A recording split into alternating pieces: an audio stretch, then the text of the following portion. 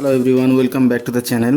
তো আজকে তুফানের যে সিনেপ্লেক্সে যেসব শোগুলো আছে সেই শোগুলোর ম্যাক্সিমাম কিন্তু অলরেডি হাউসফুল হয়ে গেছে। সো আপনি যদি প্ল্যান করে থাকেন স্টার সিনেপ্লেক্সে মুভি দেখতে যাবেন, তাহলে অবশ্যই আপনাকে চেক করে নিতে হবে যে অ্যাকচুয়ালি কোথায় অ্যাভেলেবল সিট আছে যেটা কিনা আপনি ইউটিলাইজ করতে পারেন।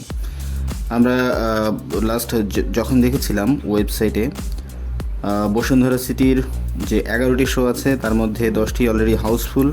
শুধুমাত্র হল 5-এ 10:40 যেই শো সেখানে 80টার মতো সিট আছে এখনও অ্যাভেলেবল, বাট এটা কতক্ষণ অ্যাভেলেবল থাকে সেটা ঠিক নিশ্চিত নই।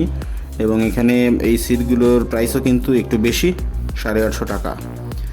সীমান্ত স্কোয়ারে 7টি শো আছে, এখানে আপনি মোটামুটি সিট পাবেন 30-40টার মতো সিট পাবেন। হল 2-তে 20টা আছে আর হল 3-তে আছে হচ্ছে 19টার মতো। এছাড়া অন্য শোগুলোতে 4-5টা করে খালি আছে।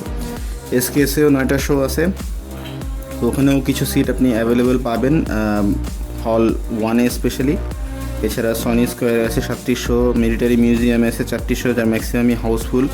বালি আর্কেডে আছে চিটাগাংয়ে যেটা, সেখানে 7টি শো আছে, ওখানে কিছু সিট আপনি পাবেন স্পেশালি সকালের দিকের শোগুলো। এবং রাজশাহীর হাইটেকের যে 3টি শো ওখানেও কিন্তু maximum show already housefull. So please check the website before going in to the movie theatre. আজকে রেকর্ড 48টি শো আছে বসুন্ধরা সিটির স্টার সিনেপ্লেক্স সহ অন্যান্য যত ব্রাঞ্চ আছে সবগুলো মিলে।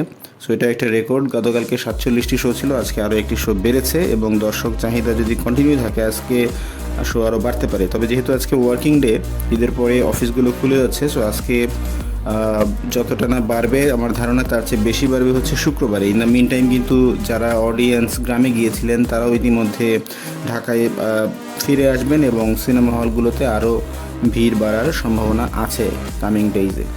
সো এই ছিল এখনকার মতো আপডেট। আপনি যদি সিনেমাটি দেখে থাকেন কমেন্ট করে আমাদের জানাতে পারেন কেমন লাগলো। আর আমাদের চ্যানেলে নতুন হয়ে থাকলে ইউটিউবে হলে সাবস্ক্রাইব করুন, ফেসবুকে হলে ফলো করুন। Thank you.